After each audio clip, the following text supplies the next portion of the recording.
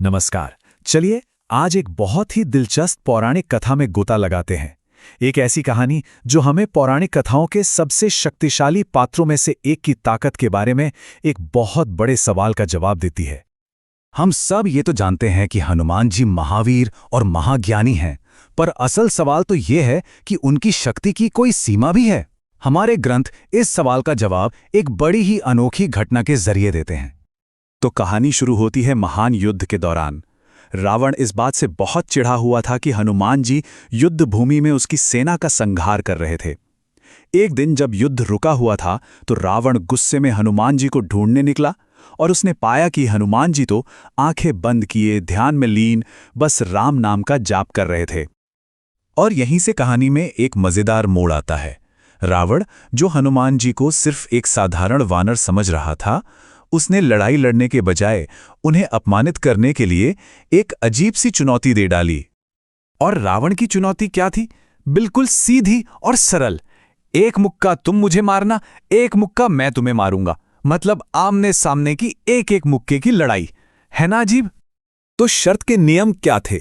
बड़े सीधे साधे थे, पर दांव पर बहुत कुछ लगा था। मुकाबला एक एक मुक्के का था और तय ये हुआ कि जिसे ज्यादा दर्द होगा वो हार जाएगा, और हारने की सजा उसे अपनी सेना छोड़कर जाना होगा और वो दोबारा युद्ध में हिस्सा नहीं ले पाएगा। हनुमान जी ने शर्त मान ली और देखिए कितनी उदारता दिखाते हैं। वो रावण को पहले वार करने का मौका देते हैं। तो बस मुकाबला शुरू हो गया। अब रावण ने अपनी पूरी की पूरी ताकत पटोरी। जरा सोचकर देखिए, उसने अपनी 20 भुजाओं का बल एक ही मुक्के में डाल दिया। उसका इरादा साफ था, इस मुकाबले को एक ही झटके में खत्म कर देना। और अपने घमंड में वो सोचता है, ये वानर मेरे एक ही मुक्के से मूर्छित हो जाएगा। इससे साफ पता चलता है कि रावण को हनुमान जी की शक्ति का जरा भी अंदाजा नहीं था। रावण ने पूरी ताकत से वार किया और नतीजा शून्य, जीरो, कुछ भी नहीं हुआ। हनुमान जी पर उस जोरदार मुक्के का कोई असर ही नहीं हुआ। वो वैसे ही शांत बैठे रहे जैसे कुछ हुआ ही ना हो। एक पल में रावण का सारा घमंड, सारी शक्ति, सब चूर चूर हो गया। तो रावण का वार तो खाली गया। अब बारी थी हनुमान जी की।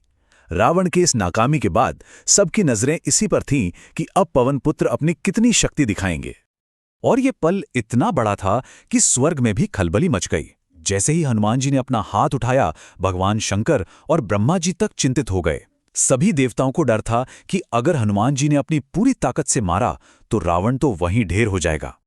और सब मिलके हनुमान जी से विनती करने लगे, प्रभु इतनी जोर से मत मारो। वो चाहते थे कि हनुमान जी थोड़ा संयम बरतें ताकि युद्ध का जो बड़ा मकसद है वो पूरा हो सके।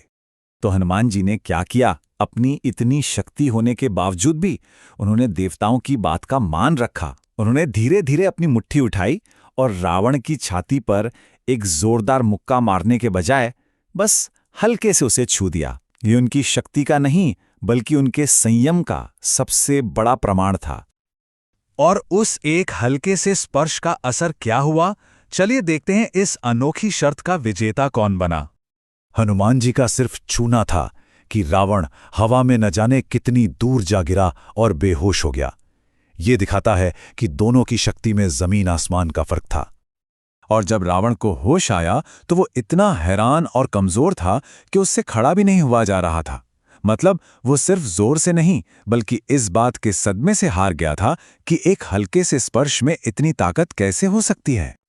और सबसे हैरान करने वाली बात तो ये थी कि उस बेहोशी की हालत में रावण को हनुमान जी में भगवान शिव का रूप दिख रहा था और वो उन्हें प्रभु प्रभु कहकर पुकार रहा था। आखिरकार उसे समझ आया कि वो किसी साधारण वानर से नहीं बल्कि किसी दिव्य शक्ति से टकराया है। तो ये कहानी हमें हनुमान जी के बल के बारे में क्या बताती है? ये हमें अतुलित बल का असली मतलब समझाती है।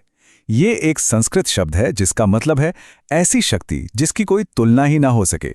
लेकिन ये कहानी दिखाती है कि असली अतुलित बल सिर्फ ताकत लगाने में नहीं बल्कि उसे काबू में रखने की ज्ञान में है।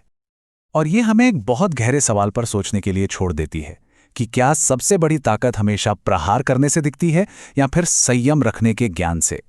ये कहानी सिर्फ शारीरिक बल की नहीं बल्कि इस समझ की है कि उस बल का इस्तेमाल कब, कहां और कैसे करना है।